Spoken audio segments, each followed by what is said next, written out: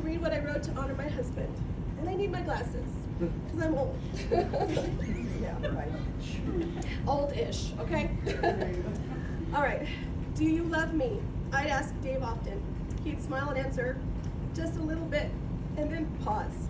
More every day. That was our relationship in a nutshell. We truly did love each other more every day. This year would have been our 20th wedding anniversary. We were looking forward to September 21st, and we were going to renew our vows like we did for our 10th anniversary. Little did we know how much can change in just 6 short months. Now, most of you may not know that Dave and I actually met on an online dating website. Yes, truly. We had our first blind date where we met at a restaurant bar in my town. He drank a 7-7, and I had a vodka Greyhound, and I nervously played with my straw. And I thought he was hands down the most handsome man I'd ever seen. We ended up talking for hours like we knew each other for years.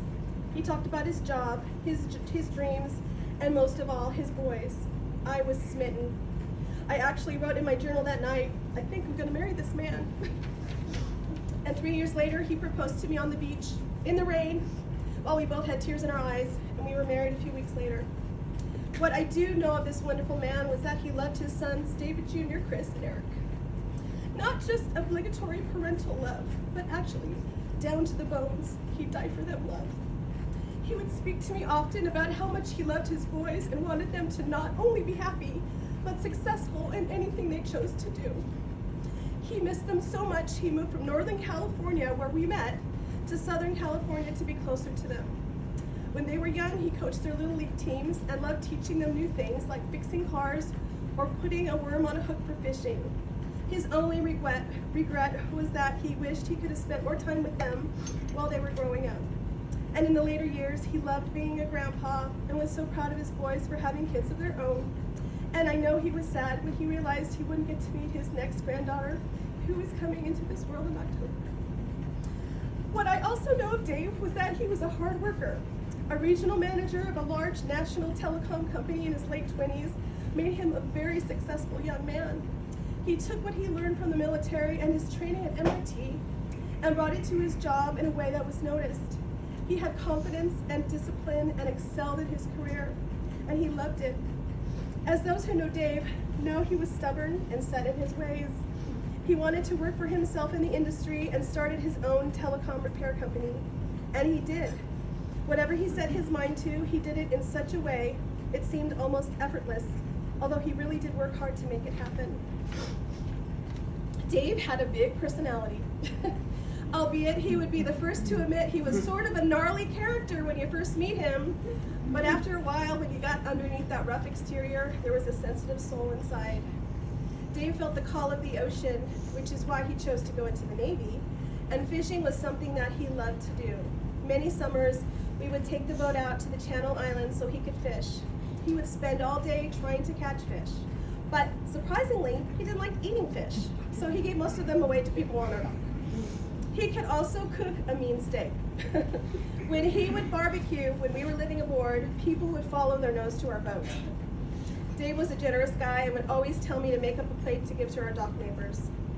Dave was a pirate at heart, and we spent many years dressing up in our best pirate and wench attire and taking the boat to Catalina Island for the annual Buccaneer Days. His favorite thing was creating a treasure hunt where he would send participants in their dinghies to different places in the harbor and do outrageous things to receive the next clue. And the winner would be presented with a treasure chest that usually contained a huge bottle of tequila and a crisp $100 bill. It was the talk of the island. Dave always was go big or go home. One of his favorite memories was the year when we brought his brother Rick with us to partake in the pirate festivities. Good times. Dave was also spiritual. We would spend many evenings after dinner relaxing in the living room, talking about God, Jesus, angels, and other spiritual matters. He prayed often and would also seek God's guidance in every major decision. I really love that side of him. Dave and I escaped California and moved to Arizona in 2020. We finally bought our dream home on an acre of land. We call it our Little River Ranch. He spent months digging trenches in the 100-degree heat because he was bound and determined to install a sprinkler system and even more months moving huge river rocks with a wheelbarrow to make our perfect yard. He would beam with pride whenever someone who was driving by would stop and tell him we had the most beautiful front yard in the area. And he put his heart and soul into our home. And I still feel comfort there, even though he's not physically there anymore. But his spirit is. The house doesn't feel empty at all. One of my most cherished memories will be that almost every night, Dave would grab his guitar and play our favorite songs while I sang. Sometimes I wouldn't be in the mood to sing, but he would say, "Come on, Button." His nickname for me was Button. "I love your voice. Please sing for me." How could I refuse?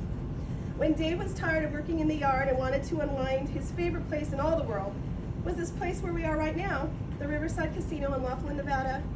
We actually got married here in the little chapel right down the hall from this room. And before we moved to the area, we would come to Laughlin 4 to 5 times a year. He loves sitting at the poker tables, playing his favorite game, Let It Ride, which is this thing right here, chatting it up with Ron and the other card dealers, and telling the worst jokes just to make the other players laugh. He made many friends here, and this is why I chose the Riverside as the venue to remember him. This is our special place, and I know he is looking down and happy that we're having a celebration of life here. And so for now, we have to say farewell, but never goodbye. I do believe we will see each other again in another place and time. I'm certain that he's sitting with his departed family members and friends on the back of a huge boat in the oceans of heaven, just waiting for us all to get there.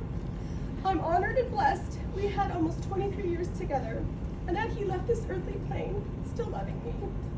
I can almost hear him asking, "Do you love me?" And I answer just a little bit more every day.